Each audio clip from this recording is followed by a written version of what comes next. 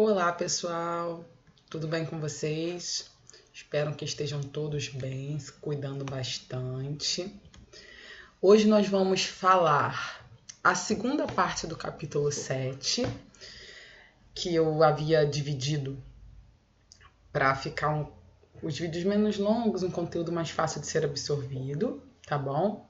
Para a segunda série do ensino médio. A gente estava falando de regionalização do Brasil. E agora nós vamos falar de uma outra regionalização, né, que divide o Brasil em complexos geoeconômicos. E vamos falar desses contrastes também entre essas regiões, tá bom?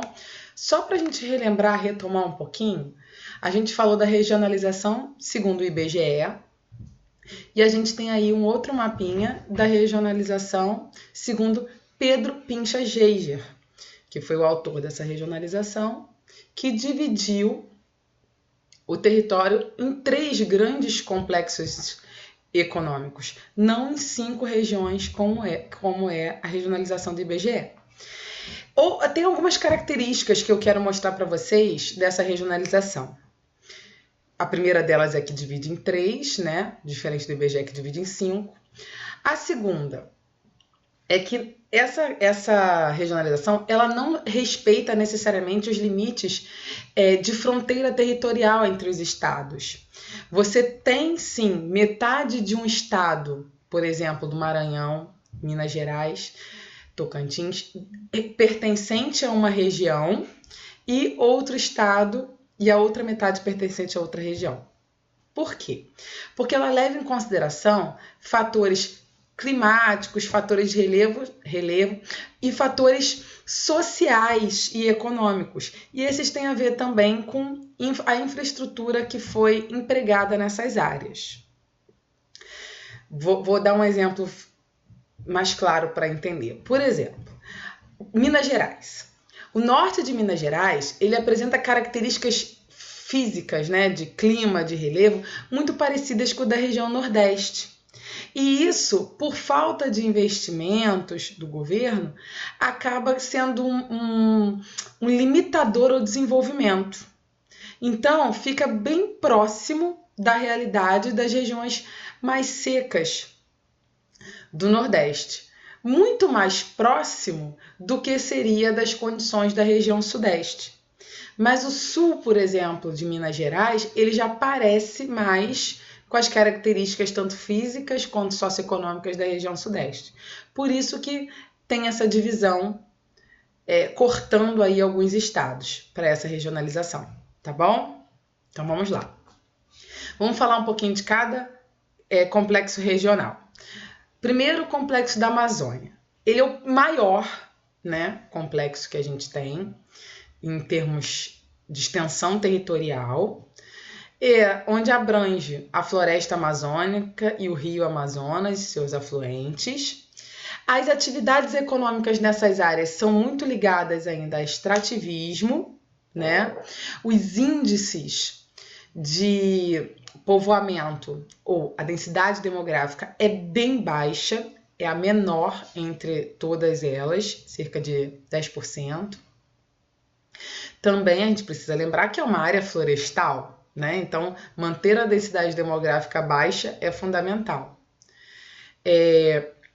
Porém, lá em 1950, entre 1950 e 1960, houveram investimentos para trazer um desenvolvimento para a região norte. E com uma ideia de... com uma ideia de integrar melhor o país, né? Muito grande, e ocupar mais essas áreas. E um desses itens de desenvolvimento, digamos assim, foi a Zona Franca de Manaus, que ela foi instalada justamente na Amazônia, né? Em Manaus, para poder atrair investimentos, capitais. Essa Zona Franca é uma zona de montagem de aparelhos eletrônicos, né? E trouxe, sim, mais desenvolvimento, principalmente por causa da construção de rodovias. Então, colaborou com a integração dessa região ao resto do país. Porém, ainda tem problemas muito complicados de se resolver. A população ribeirinha é muito precarizada, então nós temos condições humanas ali muito complicadas em relação a desmatamento, condições ambientais que acabam se espelhando, né? Os problemas que acontecem nessas áreas acabam se espalhando pelo Brasil inteiro, como a questão dos rios voadores que estão concentrados ali naquelas áreas, e aí se você diminui a quantidade de árvores, diminui o processo, todo esse processo que a floresta faz de evapotranspiração influencia diretamente aqui na região sudeste e na sul, tá bom? Então, a ideia é bem essa, né? São as áreas que se desenvolvem através do extrativismo. Esse local também tem sido bem importunado pela fronteira agrícola. Por quê? Porque cada vez ela avança mais do centro-sul, e a gente já vai falar disso, né, da região lá do centro-oeste, levando em consideração a regionalização do IBGE, sentido floresta amazônica. Então, ela vem sofrendo bastante necessidade de combater aí essa fronteira agrícola que vem se expandindo para essa área, tá bom? Nós vamos falar agora de complexo do Centro-Sul. Esse é o complexo que tem a maior quantidade de pessoas, a maior densidade demográfica, tem 60% da população do Brasil está nesse complexo. É um complexo mais desenvolvido, né? É o complexo que tem maior troca de informações, mais tecnologia sendo empregada, desenvolvimento de empregos ligados, né, a esse desenvolvimento tecnológico e um poder de atração muito grande para as pessoas que estão buscando melhores condições de vida, principalmente Rio e São Paulo. Porém, nós também temos os problemas ligados a essa superpopulação, os problemas ligados a esse crescimento acelerado, desordenado que foi acontecendo nessa região, e aí nós vamos ter muitos problemas socioeconômicos e ambientais, que a gente conhece bem aqui, né? Enchentes, favelização, engarrafamentos,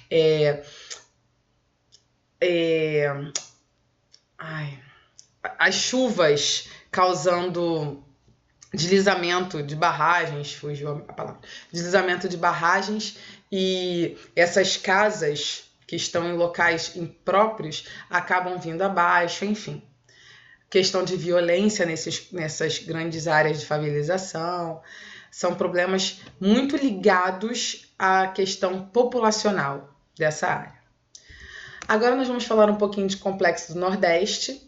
O complexo do Nordeste, ele abrange os estados nordestinos e mais um pedaço lá do Maranhão, como eu havia falado para vocês, leste do Maranhão, e o norte da Amazônia, por características parecidas, tá bom?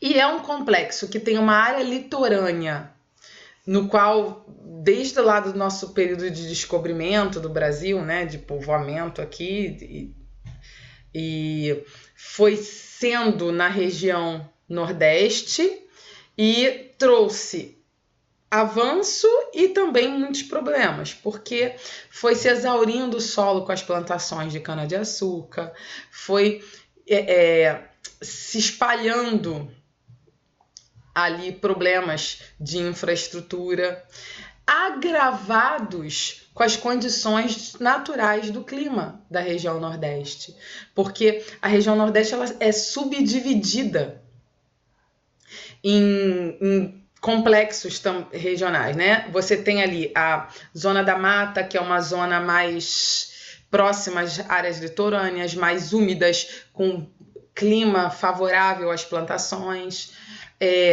que vive bastante de turismo, uma zona bem desenvolvida, e você tem já adentrando o Nordeste, você tem ali o Agreste, que seria uma área intermediária, né, que tem períodos mais secos e períodos mais chuvosos, até chegar o intermediário em relação ao sertão. O sertão já é uma área bem mais seca, que é muito carente de recursos do governo para ter infraestrutura, para poder lidar com essas condições naturais. E por muito tempo foi negligenciado pelo governo, né? E aí você já vem também para o meio norte, que são as áreas que são mais próximas ali com a realidade da floresta amazônica, mais áreas extrativistas.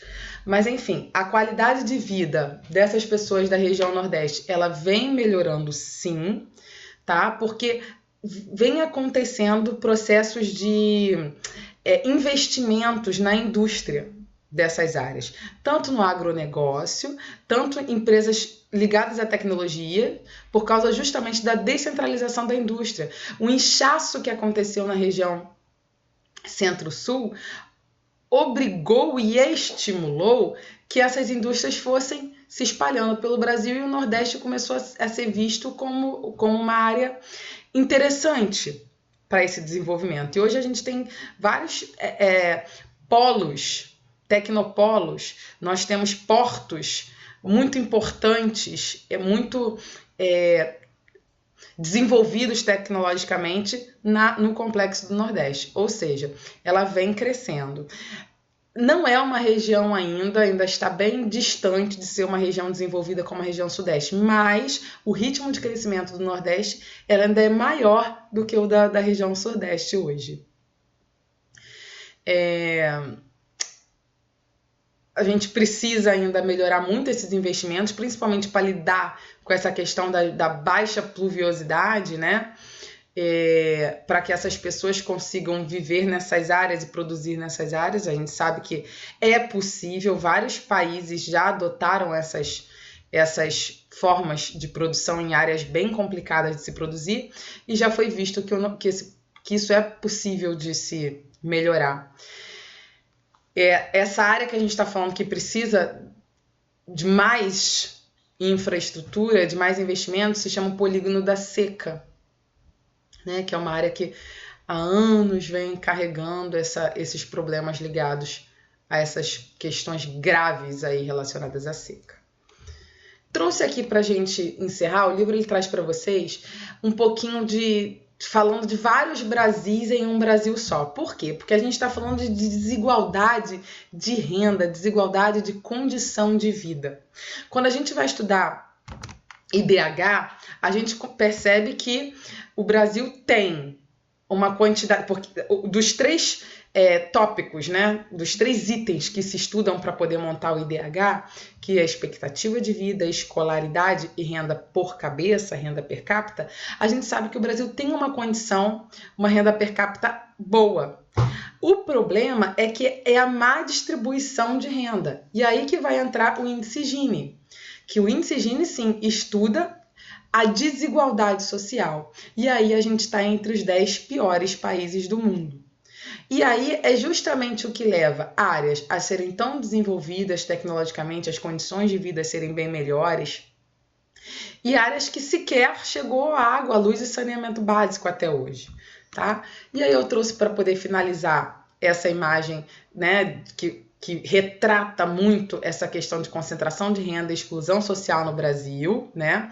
Que cada vez a gente tem maior separação entre ricos e pobres, e a quantidade desses ricos é pequena, que vivem em condições muito excelentes, né? Enquanto a quantidade desses pobres é muito grande, vivendo ainda com muitos problemas, né, em relação à moradia, à favelização, que precisam ser combatidos, tá bom?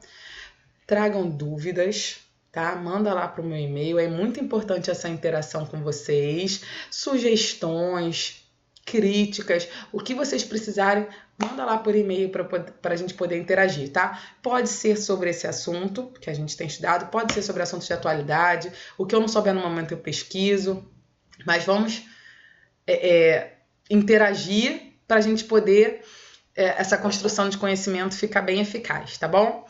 Tô com muita saudade de vocês, espero voltar logo para a sala, espero que encontre todos bem, tá bom? Beijos. Tchau, tchau.